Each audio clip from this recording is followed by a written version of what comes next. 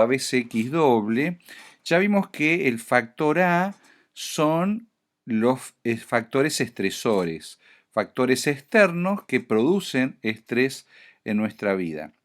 Pasando al factor B, porque ya vemos que el método es ABCX doble, B larga, el factor B son los recursos. ¿Y qué recursos nosotros tenemos para hacer frente a una situación de estrés? Bueno, básicamente tenemos acá algunos enumerados, por ejemplo, la inteligencia es diferente hacer frente a una situación de estrés con un grado de conocimiento importante acerca de cuáles podrían ser las potenciales soluciones, las salidas a la situación, porque se conoce, se ha investigado, se ha estudiado.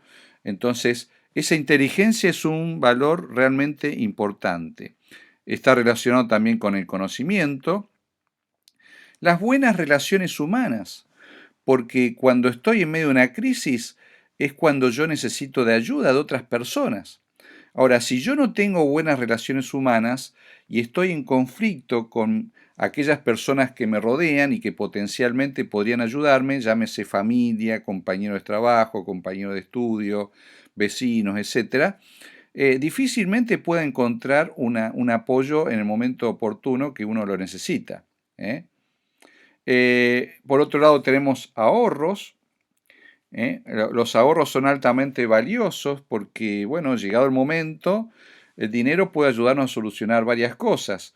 Uno podría decir, bueno, pero ¿cómo voy a ahorrar yo que tengo tan poco recursos? Bueno, justamente los que tienen menos recursos son los que más hábitos fuertes debieran tener con el ahorro, porque de hecho normalmente ocurren situaciones que no habíamos previsto para las cuales debiéramos tener un pequeño ahorro para hacer frente. Una persona tiene muchos ingresos, bueno, fácilmente puede manejarlo, porque si no es ahora, más adelante, pero va a tener el dinero, pero los que tenemos menos ingresos tenemos que tener hábitos de ahorro. Por otro lado, la unidad familiar, ¿eh? Cuando la familia está unida. Quiero volver un poquito para atrás con las buenas relaciones humanas, porque me parece un factor fundamental. Y de hecho, cuando estamos hablando de todos estos factores, yo haría una pregunta. ¿Cuándo uno debiera desarrollar estos recursos? ¿Durante la crisis o antes de la crisis? Insisto, ¿cuándo uno debiera desarrollar estos recursos? ¿Durante la crisis o antes de la crisis? Bueno, para resumir, en realidad debiera ser antes de la crisis. Pues yo no puedo desarrollar buenas relaciones humanas porque estoy en medio de una crisis. Porque si antes no tuve un buen vínculo con mi familia, ahora que estoy en crisis trato de tenerlo, es altamente probable que mi familia perciba que yo estoy en realidad tratando de manipularlos y que estoy desesperado, y como estoy desesperado estoy buscando que ellos me ayuden, y por eso ahora cultivo buenas relaciones, mientras que cuando no había crisis yo no manifestaba esa actitud. Entonces, en realidad esto debiera ser antes. También tener en cuenta el valor de los ahorros, como ya dijimos, también tenés que hacerlo antes, no durante. La unidad familiar, porque por ejemplo, imagínense una situación donde el papá pierde el trabajo, por decir algo, y ahora la familia que venía acostumbrada a vivir con un estándar de vida acorde a los ingresos del papá, resulta que ya no tiene ese ingreso y entonces por un lado tiene que adaptarse a una nueva realidad de vivir con menos recursos, y por otro lado es probable que parte de la familia, los que están en condiciones, tengan que salir a trabajar o buscarse un recurso que antes no hacía falta, porque el papá estaba para eso, pero ahora el papá no puede porque no tiene trabajo. O sea, mientras él está buscando una salida, imagínense en época de crisis como las que estamos viviendo, el resto de la familia va a tener que acomodarse con menos recursos, y por otro lado buscar más recursos también, ayudarlo al papá en esta situación. Entonces, esa unidad familiar va a ayudar a tener, digamos, la posibilidad de salir adelante, porque entre todos nos apoyamos, entre todos somos soporte y salimos adelante. La experiencia, o sea, cómo hemos afrontado otras crisis en el pasado, nos ayuda esa experiencia a afrontar las crisis que tenemos en el futuro. Bueno, ya hablamos de los amigos que entrarían dentro de las buenas relaciones humanas, la adaptabilidad que tiene relación con esto que hablamos de la unidad familiar también, esto de estar dispuesto a adaptarnos a vivir con una nueva realidad. Si hay esa disposición, es mucho más fácil salir adelante que si no se la tiene.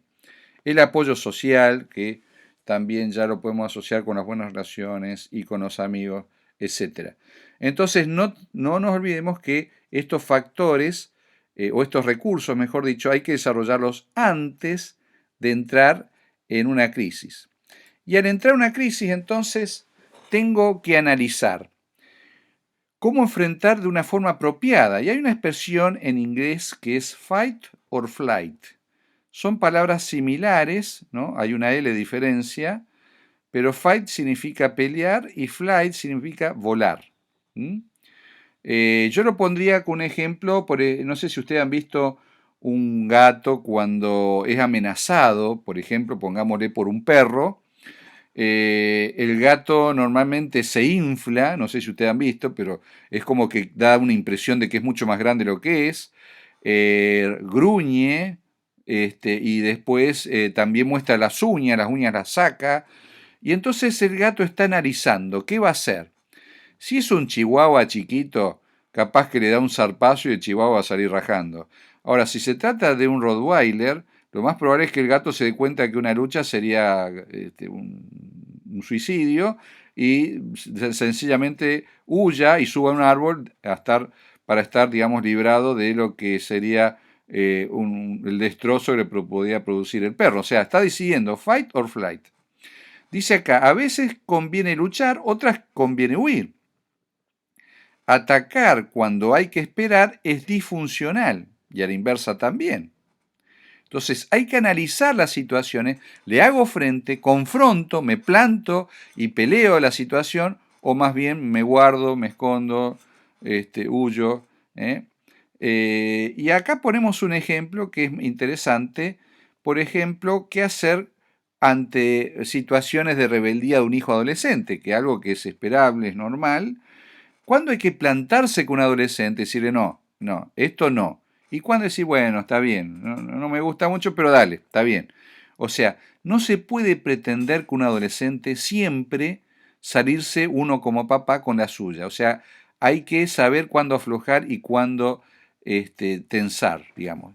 Y a mí me gusta una figura que alguna vez escuché.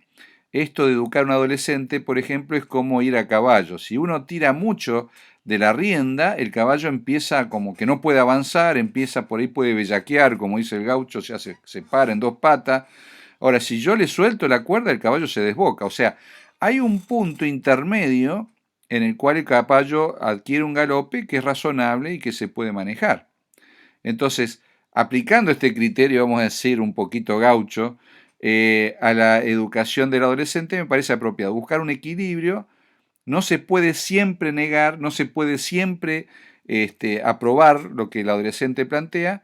Entonces hay que saber cuándo sí, cuándo no, en qué cosas conviene y en qué cosas no conviene ser tan firme.